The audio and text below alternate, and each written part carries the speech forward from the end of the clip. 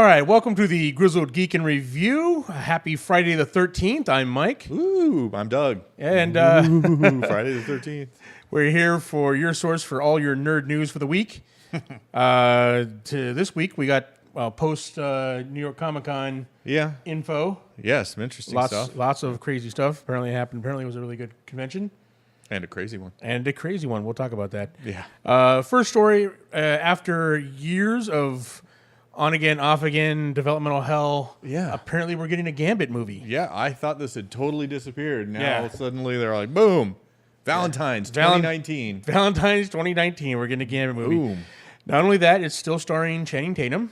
Nice. And Gore Verbinski of Pirates of the Caribbean fame is directing. All right, cool. So they got a big-name director, they got a big-name star, they got a release date, and according to, if rumors are correct, like we reported earlier, they're getting a big-name star for the villain, too, Mr. Sinister. Yeah, okay, cool.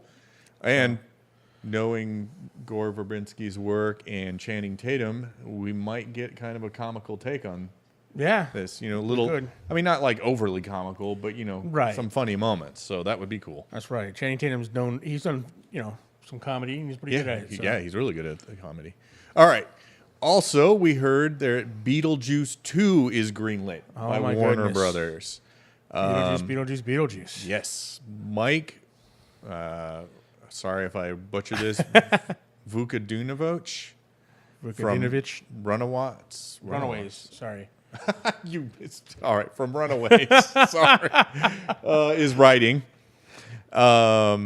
We need a proofreader, folks. Yes, we do, apparently. Not official, but both Tim Burton and Michael Keaton said to be excited. Right. So am I. Yeah, exactly. No word on whether or not Winona Ryder is going to be returning at all.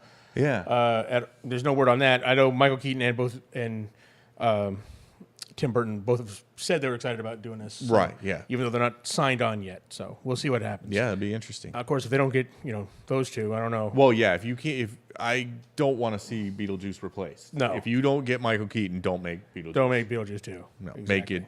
make another movie.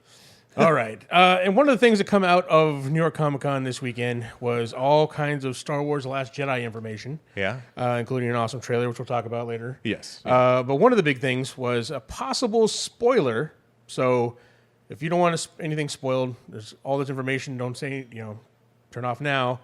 But IMAX has released some standees for their theaters. And with a possible, it's not really a spoiler, but a possible spoiler of Luke Skywalker turning to the dark side. And the evidence is there's a light side half of the standee and a dark side half of the standee. And Luke Skywalker's in both. Yeah.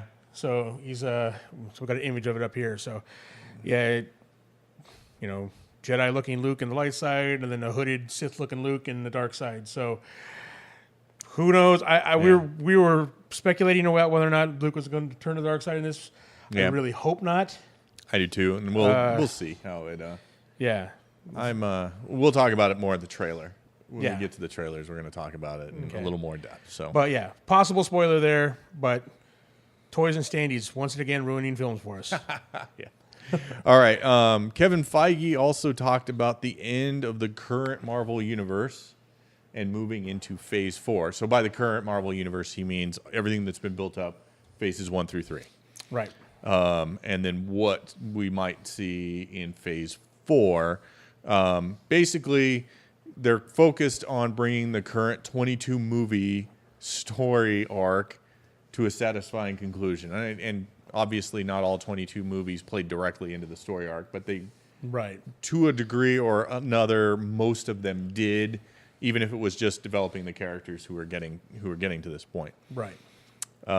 We got a pretty long quote here from him, so bear with me here.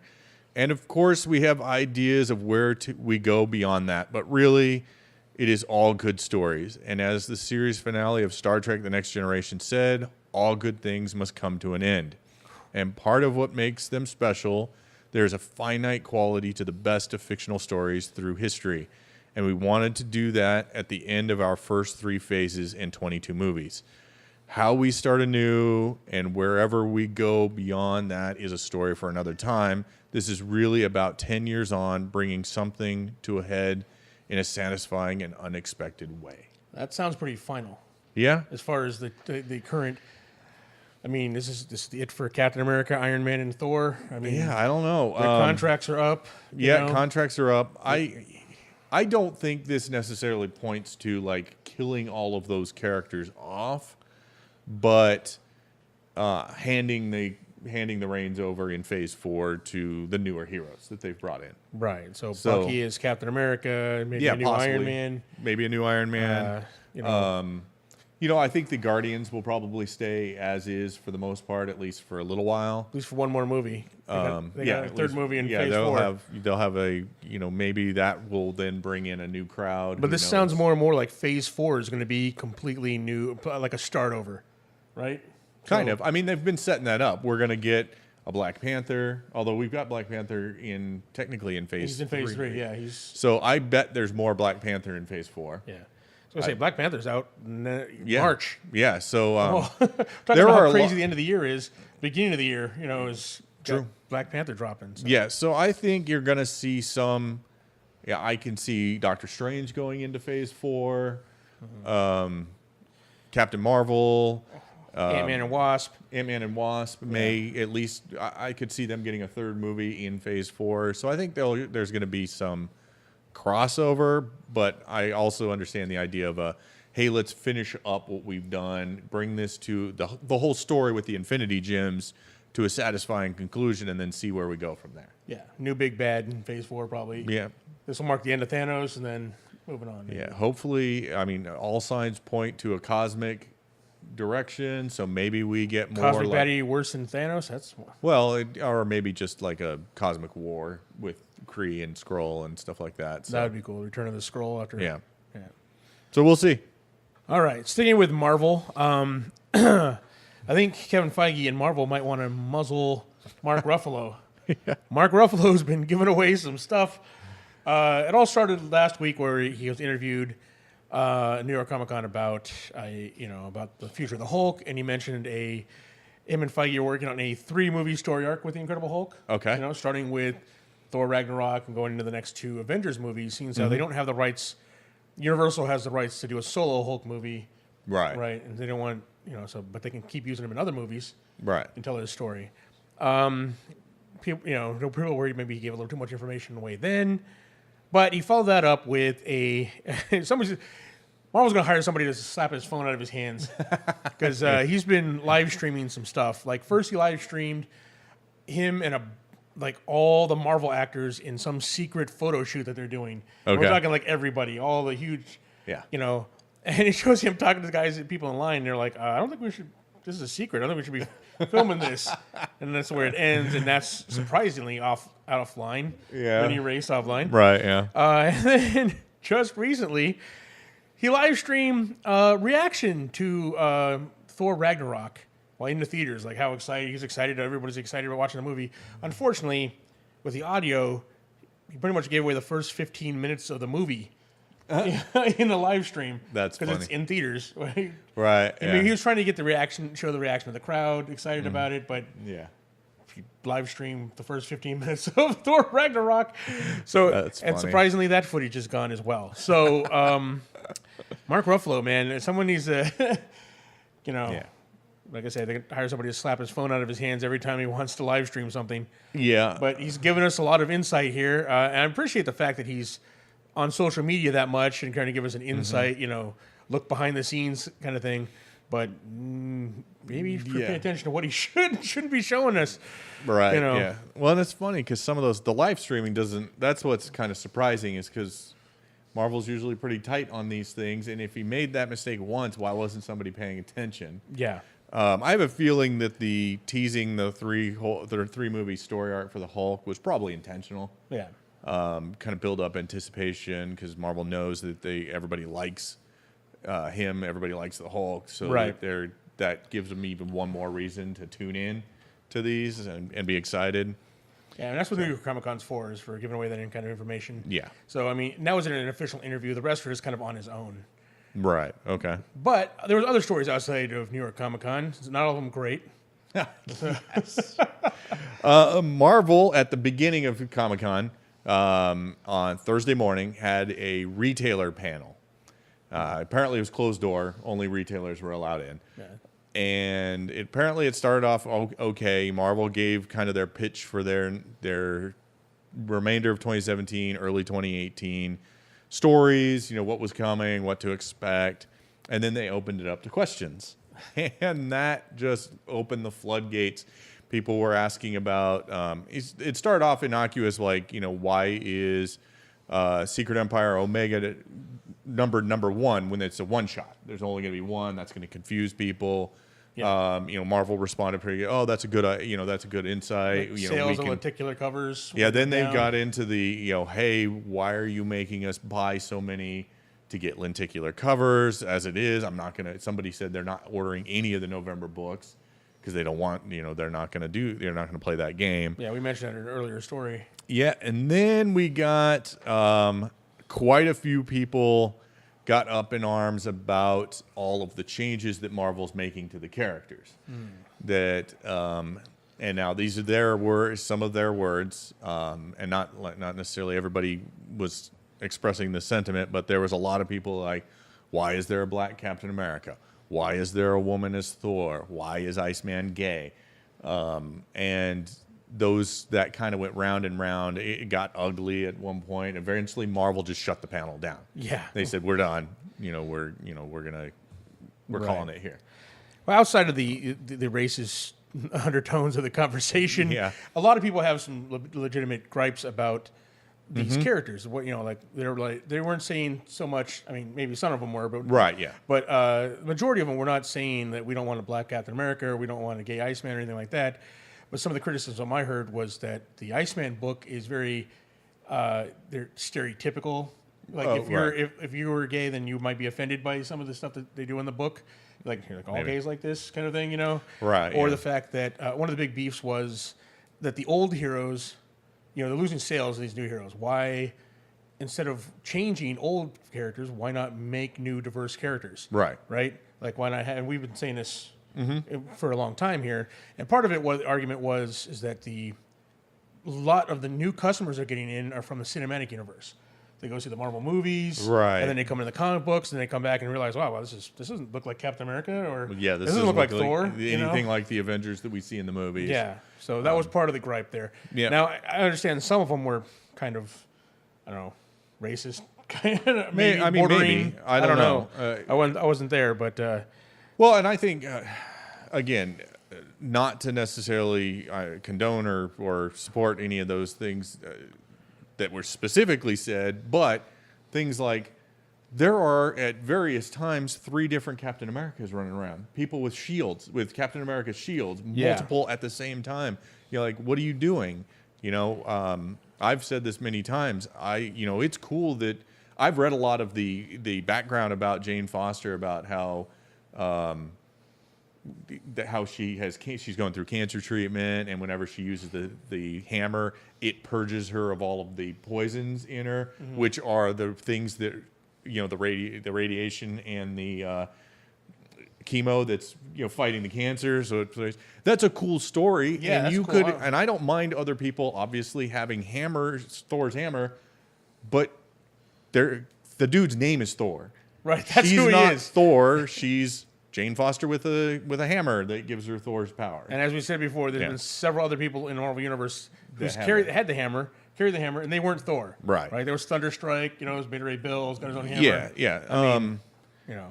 And I mean, they have. I don't want them to abandon new characters, right? Because as they've shown, Miss Marvel, I think she's Pakistani person who has I think she's similar Inhuman, powers. Right?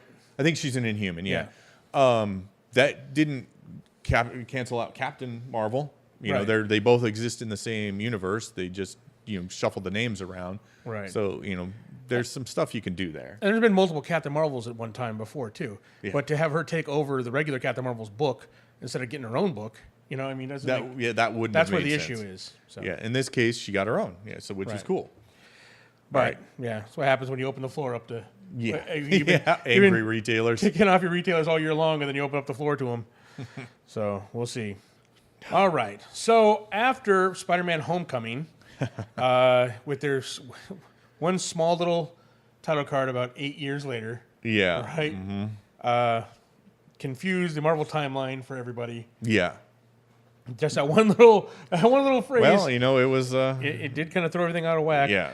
Apparently, Marvel is finally going to answer this now. In an interview, Kevin Feige has said that officially they're going to release an official Marvel timeline. Right. And he said, he said he didn't know how or when it was going to be, but he said, he'd probably be print. It'd probably be something you fold out and you can put on your wall. Oh, okay. Or something like that. Like a poster. Like a poster or something like that, All right. He didn't know exactly when it might come packaged with a DVD, maybe. I don't know. Oh, Who knows? Yeah. Who knows? Yeah. Yeah, he didn't say that, so that's me speculating.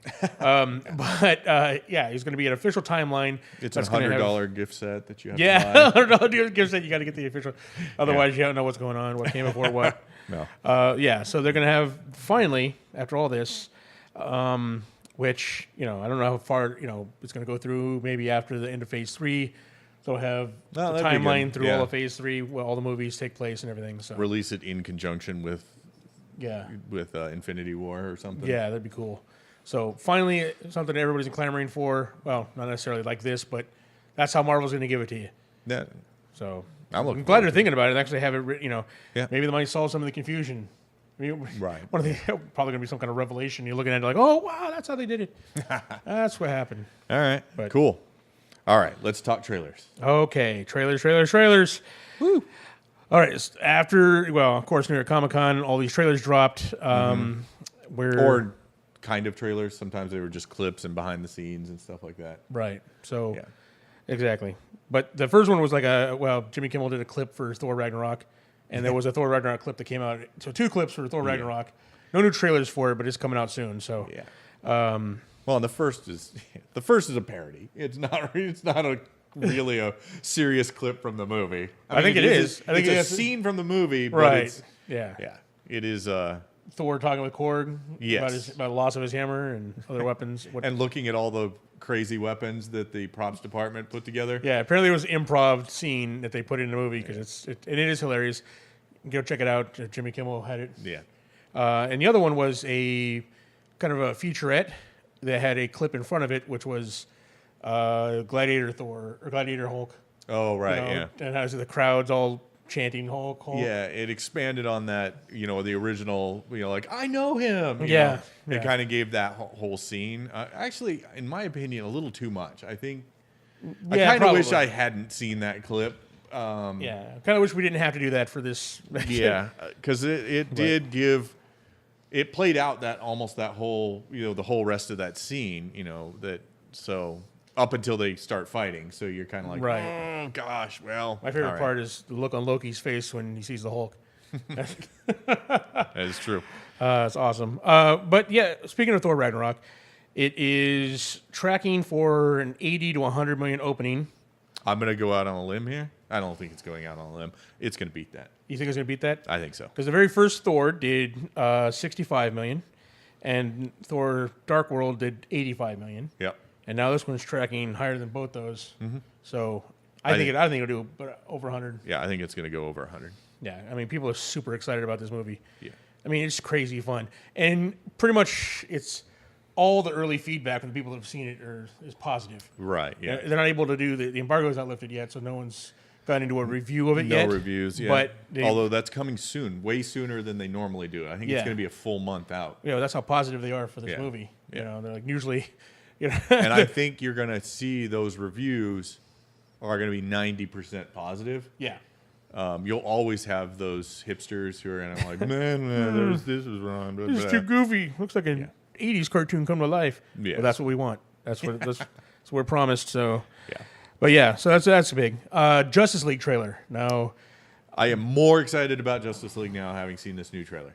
Really? Yeah, new one? Yeah, it looked again. Very cool. I look at this trailer and I don't see any more. I mean, I don't want any more story from it, but it really didn't do anything to expand the story any. I don't know. I'm kind of torn. It's amazing. It's amazing to look at, right? Mm-hmm. Aquaman is always stealing the show with the trailer. He is. Yeah. I liked the. We got to see more of Steppenwolf. Yeah, and he looked awesome. Formidable. He looked like a good, solid bad guy. So show him knocking Wonder Woman around. And, and he. Yeah. I mean, when you're last two, where I love Wonder Woman, but come on, Ares, when he put on the Ares armor, stuff like that. I didn't have a problem with the Ares armor. I had a problem with the fact that he still looked like Nigel Thornberry underneath the armor. That, and then you have freaking Cave Troll Doomsday. That was this is a welcome turn for a bad guy. Although I still say if they don't show Darkseid at least in the end, I'm going to be upset. I want to see Darkseid. But yeah, I mean, I'm excited for this movie, right? I mean, this movie, I can't say this trailer made me any more excited for it, but I am excited for it. So, I mean, every time I look at that and I go like, what is Batman doing there? Well, he's got to be asking himself the same thing. Like, what am I doing here? He's got a bat tank. He's got a bat tank and a bat mech at some point, apparently. I'm like, yeah. Which he doesn't even pilot it. Well, maybe he does at one point, but then again, that bat tank is backhanded one time and he's wrecked. At least the Flash can run really fast. You know? True. But anyway, yeah, exciting, and of course, excited to see the resurrection of Superman. I will say that my favorite part of the trailer was the beginning. With the back in Smallville, right? With the dream sequence or whatever, you know. Yeah, that was really cool. Yeah, and then you hear the John Williams score start in the background, and you're like, oh, that's the Superman. You get right in the feels of the Superman music. Yeah, it's the music, the original Superman theme music. Yeah, it's just they're smart to use that in some form in the movie because that's just so iconic. Mm-hmm. You know, I mean, definitely. Out of any superhero soundtrack, that is iconic. All right, so Star Wars: The Last Jedi trailer, the second and last trailer we're going to get for it. Okay. Well, yeah. I mean, and if any movie didn't need a trailer, well, yeah, it's Star Wars. In fact, the more, the trailers make. I think they kind of rile up the fan base more than anything else. I think this trailer more than most because I think in this trailer we get a lot of misdirect. I think a lot of scenes cut together that don't necessarily go together, right? To express a narrative that may or may not be true in the story. Yes. What were your feelings on that trailer? I mean, it looked cool, and although, I'm really hoping all the misdirections are wrong, because I think we've both expressed the interest. I don't want Luke to turn to the dark side. That I think that would be the worst thing this movie could do. Yes.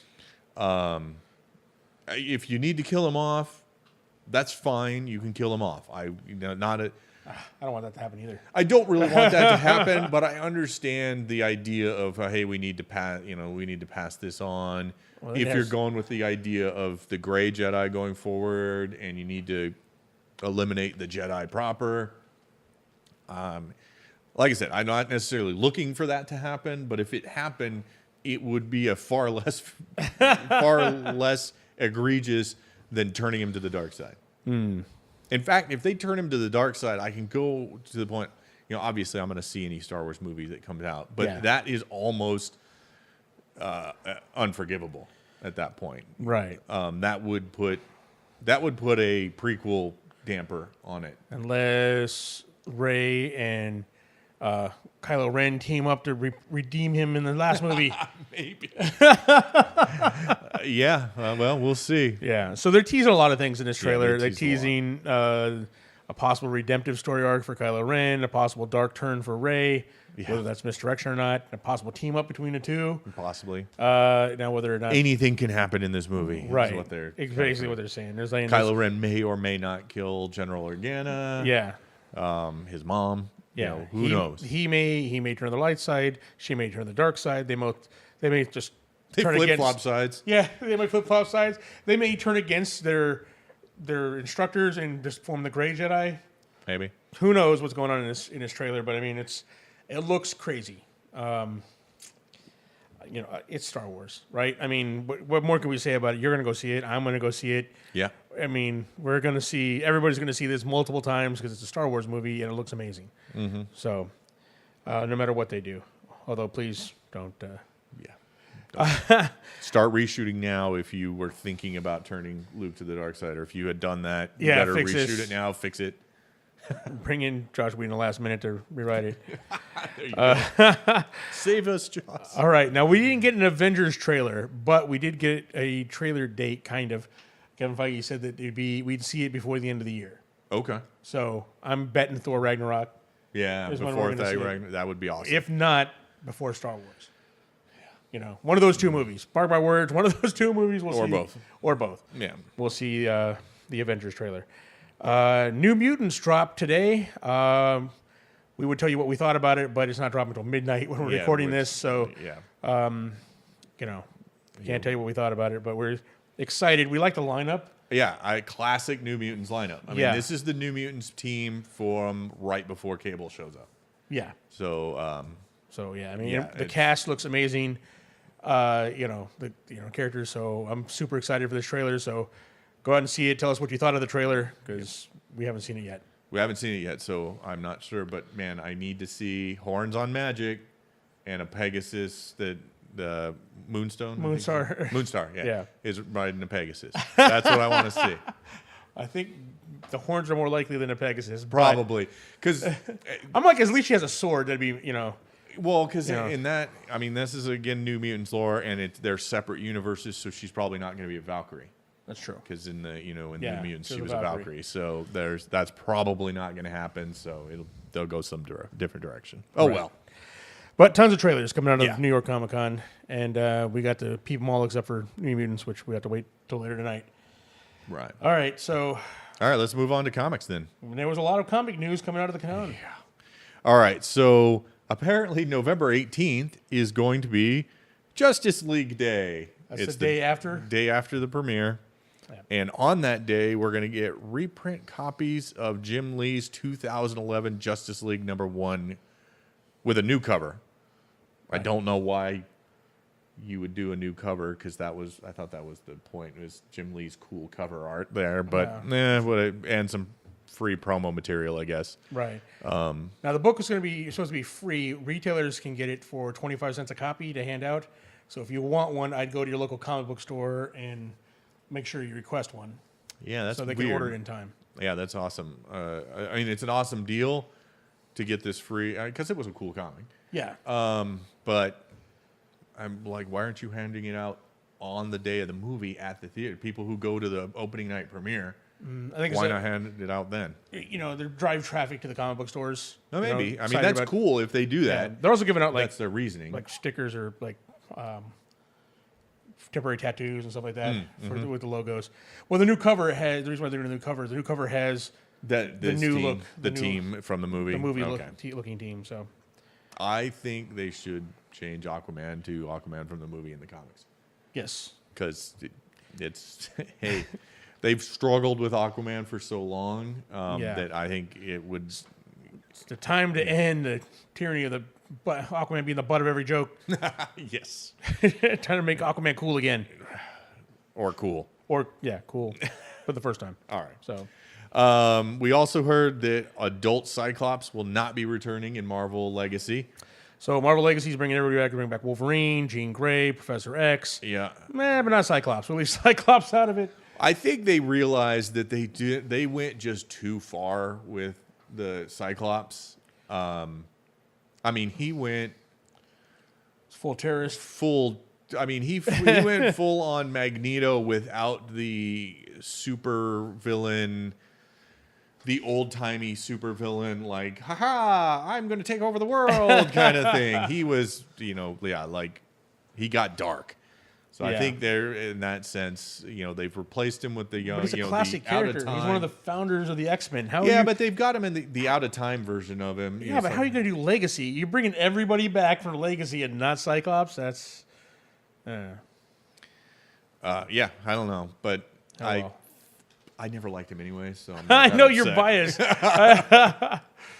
right. Okay. So now we're talking the Doomsday Clock panel, which was DC went all out for this. They gave away like the first 6 pages of Doomsday Clock #1, revealing the return of Rorschach as the world of Watchmen and DC collide.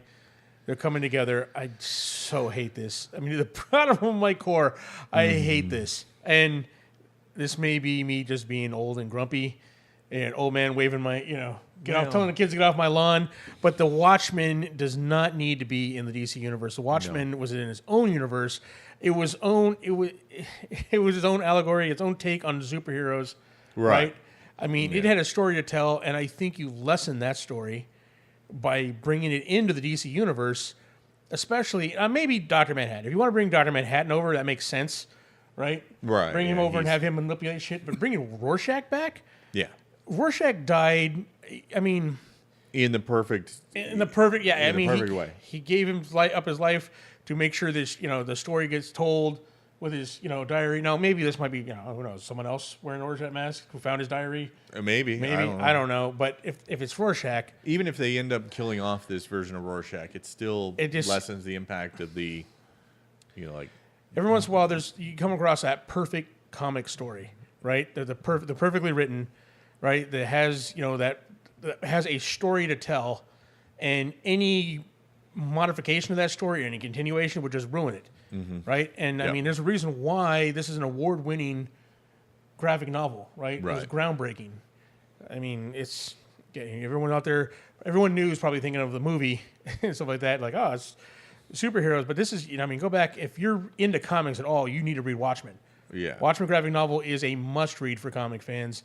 Yep. And I can't stress enough how much I don't like the fact that it's, getting mixed with the DC universe. Yeah, I mean, I'm train wreck curious to see what they're going to do with this, and if they somehow, I don't know what they have up their sleeve, and I don't know how the powers that be think this is a good idea. The problem I have with it is Jeff Johns in the panel, right, for this said that he talked about how Watchmen was the book that started the whole darkness of the 80s, right? Where we got Dark Knight Returns and all this, in the 80s, and this was like the book that kind of took that turn, and he wants to take this now in a more lighter direction where they can be, instead of a dark turn, a lighter turn, and that everything he said, everything about that is wrong. Right, yes. I'm like, I can't express. And I would argue that he's wrong as far as that being the start, because both the Watchmen and the Dark Knight Returns were both what would essentially be Elseworlds. They were not the main universe. Right. The book that was a main universe. Telling of a story that had that dark turn was Frank Miller's run on Daredevil. Right. Or Alan Moore on Swamp Thing, which was around the same time Watchmen came out. In the early 80s. So the Swamp Thing was so back of the burner kind of stuff that I'm not sure that really... It's the story, Alan Moore's run on it is what brought Swamp Thing front and center in the DC universe and made the character what it is. Yeah. There's a reason, that run is the reason why we got a Swamp Thing movie in the 80s, or two of them in the 80s. One slightly better than the other, but still an 80s superhero movie. Yes. But anyways, this is, there's so much wrong with that statement. What about, if you're looking for a light turn, what about, and I'm not going to remember the name of the world, but when Mark Waid and Kurt Busiek and all those guys worked on that, like they that prototype. No, it was like the prototypical like superhero world where everything was like, it took all of the iconic superhero stuff and mixed it all together in a Jack Kirby type universe. They had their version of Batman and Robin, their version of Superman, their version of the Fantastic Four, all together. Oh, really? And I don't remember what that world was called. It wasn't Astro City. Astro City. Was it Astro City? Yeah. Okay. Astro City and all of its linked ones. That was a very light kind of turn to, like back to classic, like superhero stuff can just be fun, right? Kind of stuff. But have these merge those universes. Yeah. But anyway, obviously they don't own that property. So. Right. So. But anyways. Yeah. All right. The last story we got was about Flash War, which I guess is going to answer the question that none of us really was asking. Apparently fans are. Apparently. Really? Well, apparently in the Flash universe, there's the Wally West camp and there's the Barry Allen camp. who's the better Flash? I think that's a really bad question to ask. They both have very important things they added to the character. Obviously, like Barry Allen is I want to say the torchbearer. He had the iconic moment in Crisis. Yeah. But he also had some horrible stories in the Silver Age that just were, look at his rogues gallery. Yeah, these guys were pretty goofy rogues gallery. Which is hats off to the CW for making those horrible bad guys look cool every week. Yeah. But, And then you had, Wally West, probably the best Flash stories ever with Mark Waid's run. Yeah. On the book, but that was the writers, not the characters. Right. So and it was always, even back then. Well, I don't know. Recently, obviously, Wally West got a lot faster. Not. They went ridiculous to the. He bends the laws of. Back when Wally West first became the Flash, Barry Allen was always the fastest one, and Wally West, he was not as fast as the Flash. No one was ever as fast as Barry Allen's Flash, but apparently that's changed. Wally West got like crazy, ridiculous Flash. They kept extending his powers. I mean, it's comics. It happens. There's power creep. But now I don't know. But how are they going to answer who's the best Flash? Is it who's the fastest Flash? Who's the better hero? I mean, what qualifications? I mean, what criteria are they going to have for the better Flash? I don't know. I guess read Flash 4 and see. Yeah, I guess. Maybe it will answer that question. Maybe it'll just spark even more debate. Yeah. Well, after the premiere of The Flash on the CW, that debate is gone, at least for the TV show at the time, where Wally West was faster before. Now that Barry's back, he's now the definitive fastest man alive in the TV series. Right, yeah. So, but we'll see. Well, I think that does it for us. Yeah. Tons of news coming out of Comic-Con last week, so we're just catching up, covering it all here. Lots of Marvel news this week. Yeah. I mean, they got a big release coming out at the end of the month or beginning of next month. Yeah. And then they got Black Panther coming out early next year. Yeah. So it's going to be exciting. Yeah. I'm looking forward to it. Crazy. And then Justice League. This could surprise us all, folks. This could, this could make or break of the DCEU or whatever they call it. Whatever they're calling it. We're calling it the DCEU. Until they give us Trademark. a name. Copyright. No, I don't think we can claim copyright. I don't think so either. We can trademark it, though. DC doesn't stand for DC Comics. That's right. Well, there you have it, folks. Thanks for joining us once again for your nerd news. Join us again next Friday when we'll go over more. We'll gather up all the news for you in one place and have it for you. Please like and subscribe. Tell your friends about us. Check out some of our shows on the channel, our other shows. Yeah. If you want to support this channel, we have a link to our Patreon down below. Feel free to give us, $1 or $5 if you want to check out some of our videos early. Yes. Some behind the scenes and blooper stuff. Yep. And we will see you next week. Thank you.